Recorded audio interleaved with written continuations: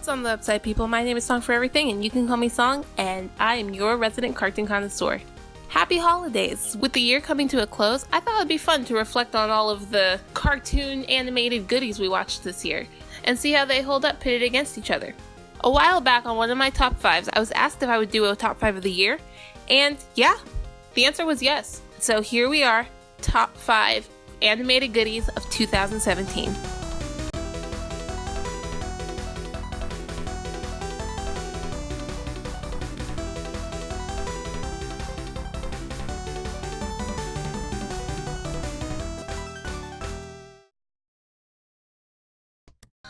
Alright, so first we're going to lay down some ground rules. No season 2s, or season 3s, 4s, anything for that matter. If it's a TV show, it has to be the first season of that show. This does not extend to movie sequels, although I will say that I don't think any movie sequels happen to be on my list. You know, spoilers. Second, this is just shows that I have seen. If your show or movie isn't on the list, then either I didn't want it to be on the list because of my opinions, or I just haven't seen it.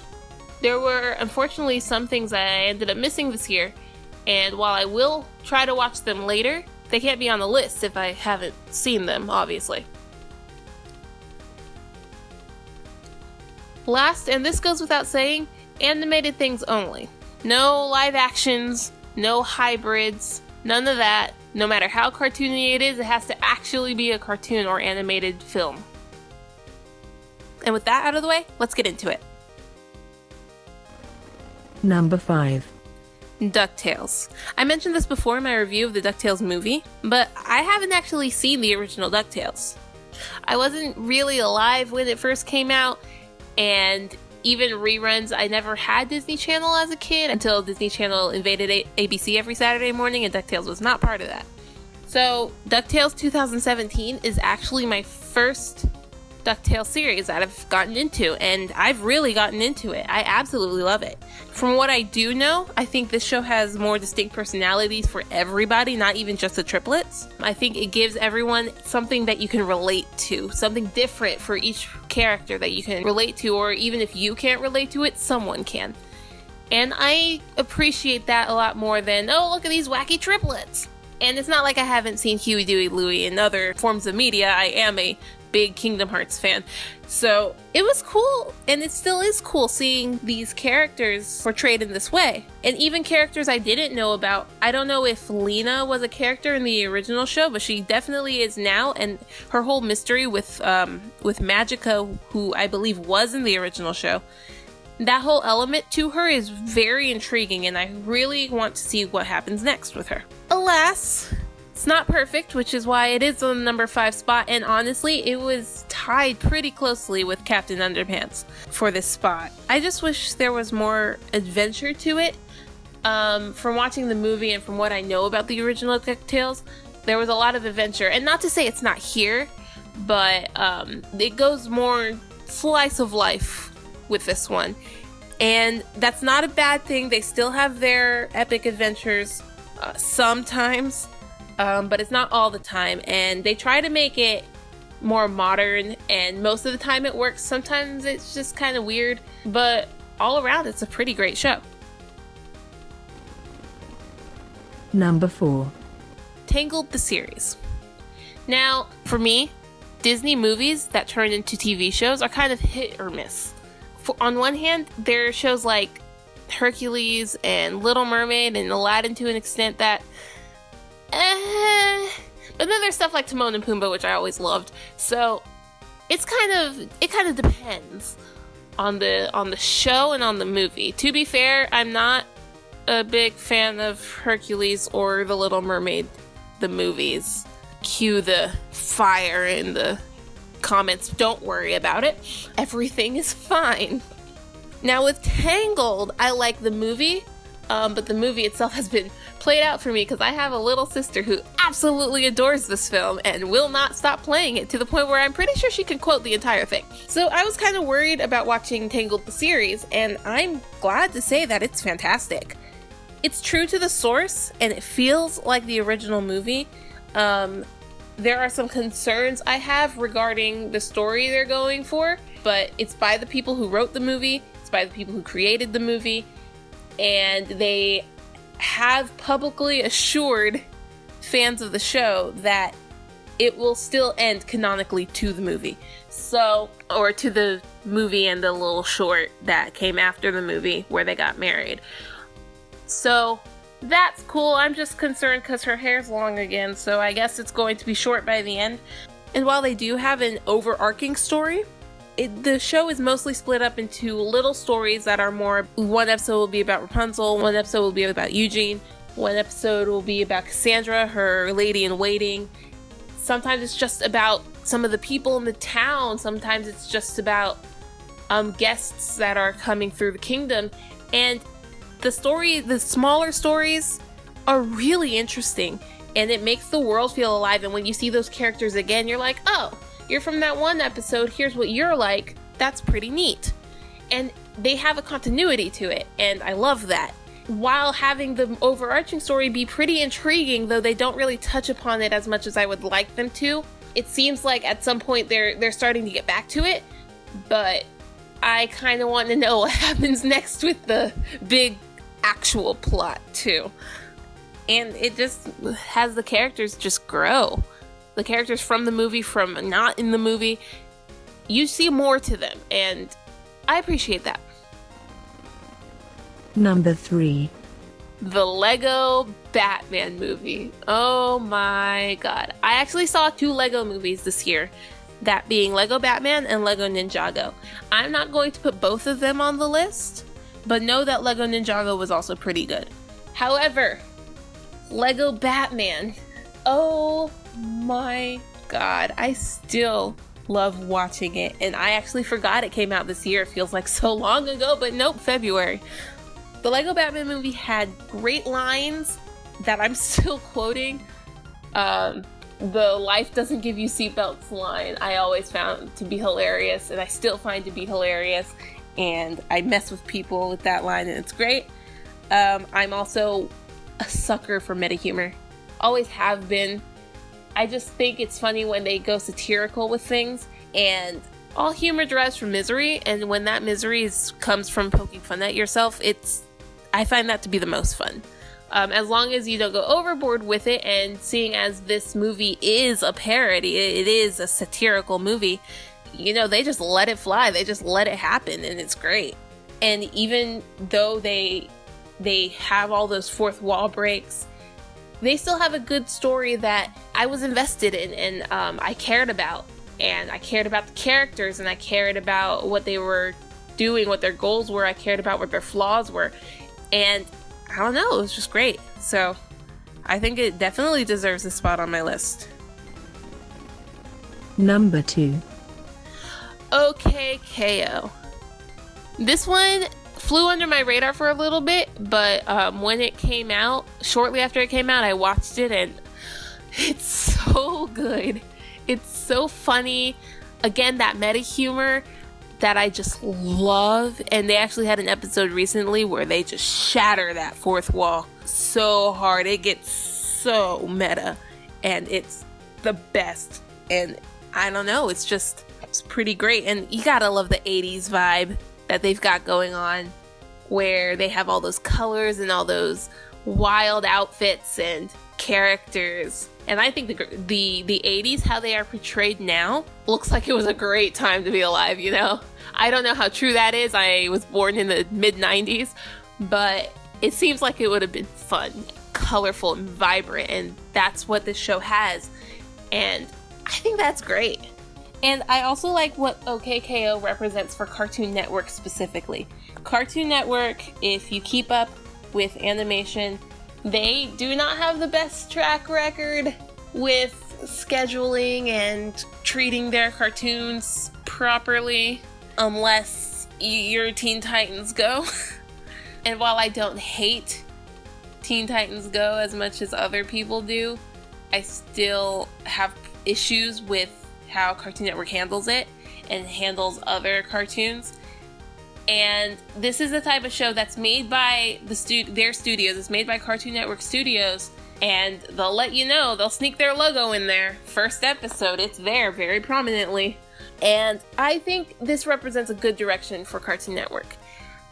As long as they show it on the network ever, which so far they have been doing, from what I understand, if it can at least get to anywhere near how much they play Gumball, because they do play Gumball a lot, and while I love that, they don't play that nearly as much as Teen Titans Go, but that's Teen Titans Go status is a long reach. So if OKKO can get to Gumball status for in the eyes of Cartoon Network, I think we could see a real resurgence in Cartoon Network cartoons.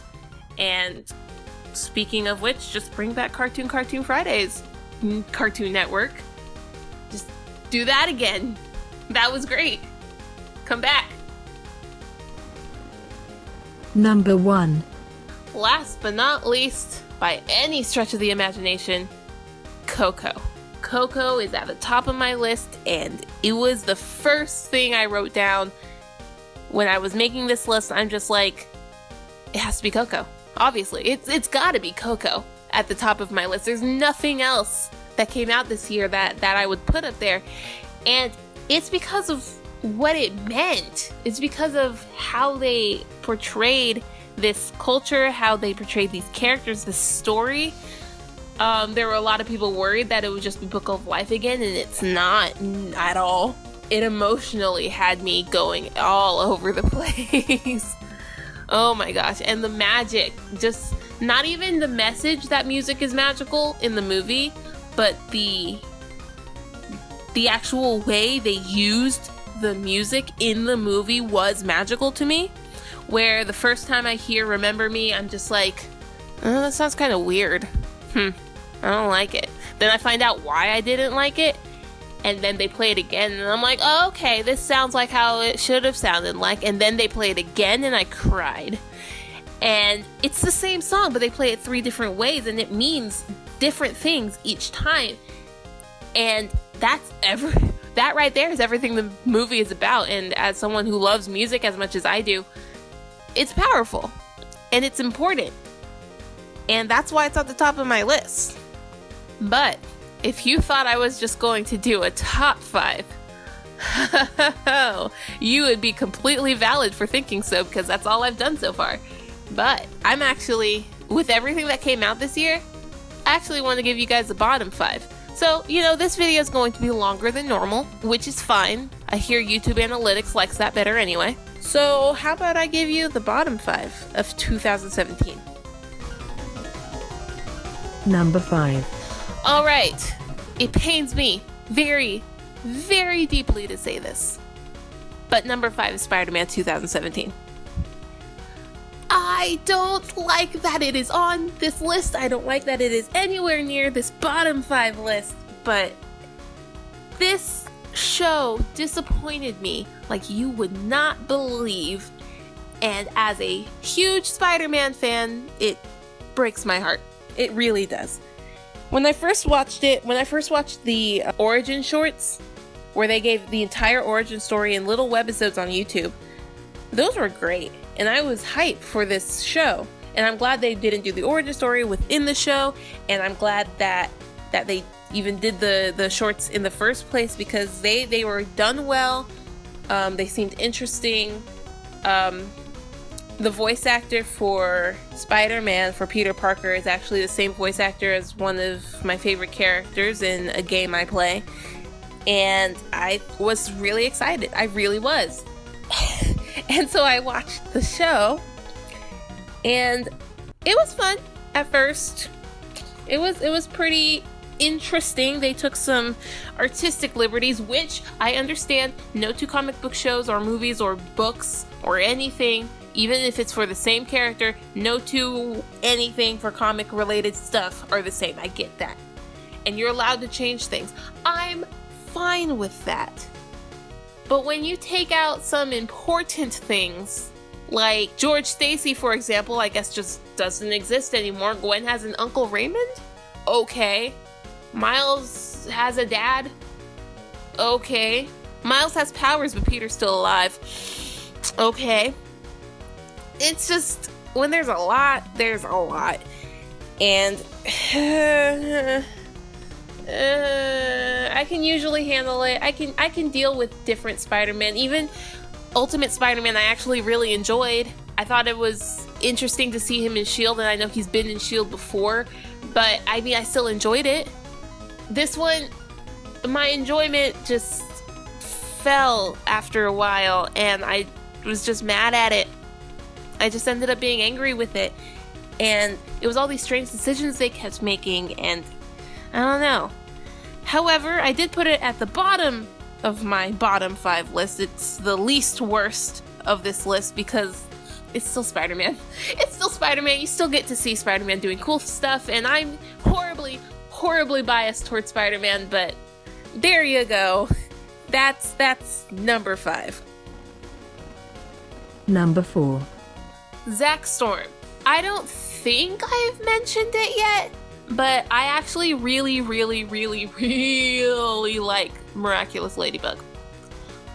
In one of my other top 5s, I think it was the top 5 shows that I'm anticipating, or animated things that I'm anticipating for fall 2017, I said that there are 3 shows I watch religiously, 2 of which were Star vs. the Forces of Evil and Ruby. Miraculous Ladybug is that 3rd show. I keep up with that. I keep up with the news surrounding that. I'm really angry at Netflix for not releasing season 2 yet, but here we are. However, Zagtoons, who makes the show, also had another show that came out this year in America. I realize it came out last year other places, but it came out in America this year, so I'm counting it. Zack Storm. It's part of their Zag Heroes line because they want to make an extended universe. They want to make a not cinematic, but a universe for their superhero shows, which I applaud and I am excited for. Pixie Girl looks great. Ghost Force looks great. Miraculous is already great. Zack Storm. I have a lot of fun with it. I do. But I think it's more ironic than me actually liking it, which is weird because I feel like I'm supposed to be liking Miraculous Ladybug ironically, but I don't. I just like it because it's great. But Zack Storm is not the same, and it shouldn't be the same, but it should still have that quality, you know? It's incredibly cheesy. It's really cheesy, and not to keep comparing it to Ladybug, but Ladybug is cheesy too, but they embrace it more than Zack Storm does. I feel like Zack Storm is actually taking itself more seriously than it should or needs to, so it's kind of a bad sort of cheesy, which is just leaves you with cringe, I guess. And the characters are quite annoying. Fun fact, the main character of this show, Zack Storm, is actually played by a guy who is my 2nd favorite character in said game I mentioned earlier. So that's fun, but didn't save it. Oh no, it's just super annoying. And there's this one character, Clovis, who's the most annoying, and I hate him very, very much. And I don't know, there's no really good characters. Cece's cool, I guess.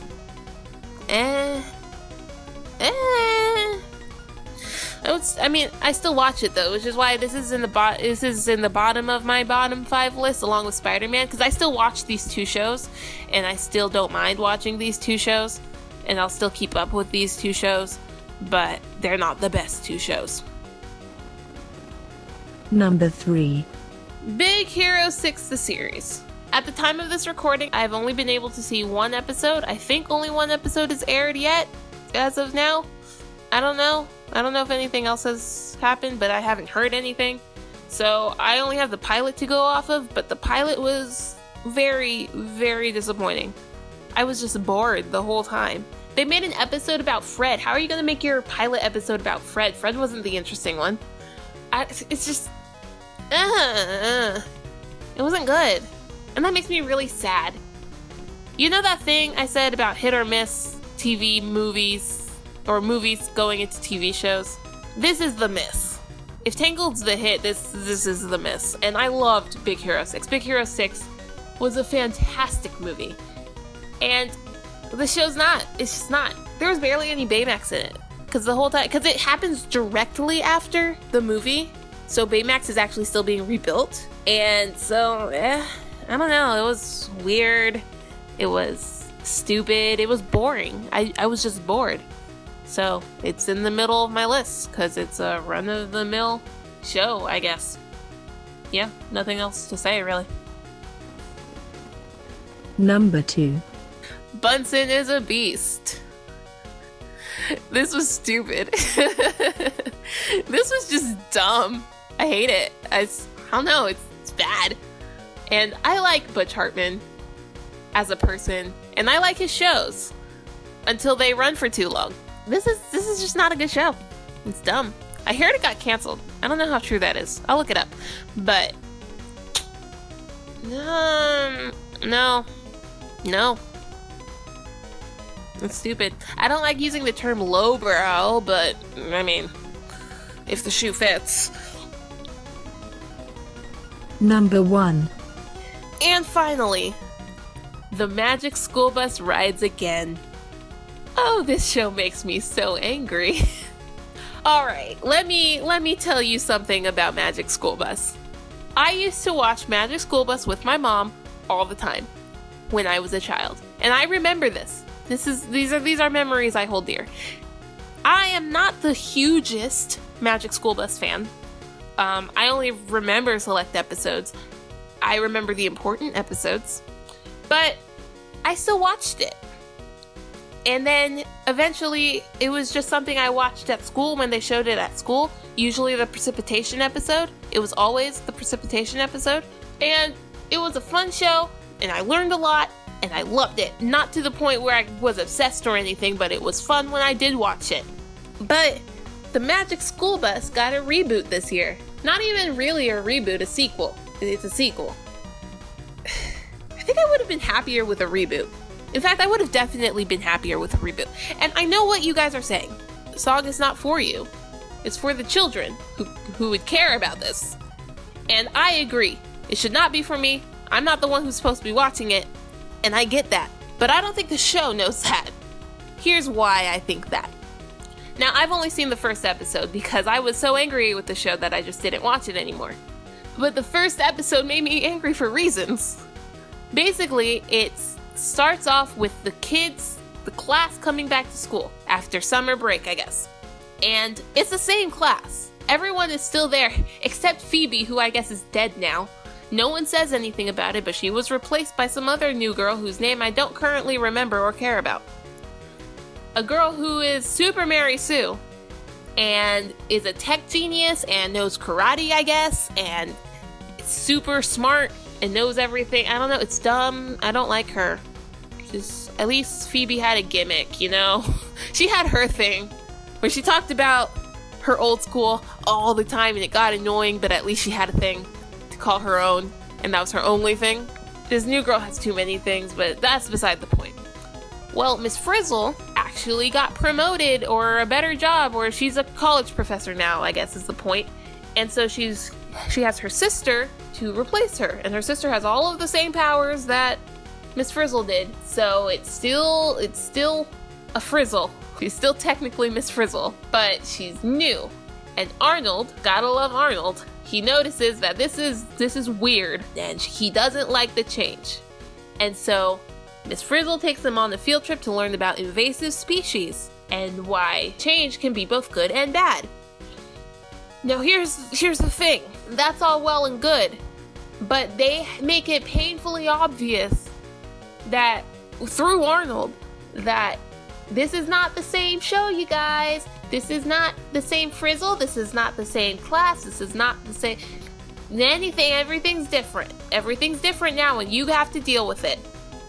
The kids watching this show now won't care about that because they didn't watch the original show. So this is a direct message to me and people like me who are watching the show because we remember Magic School Bus. How dare you? You didn't have to do that. You don't have to talk to me. You don't have to address me like, go away. This is not for you, but we know you're here. No, don't do that.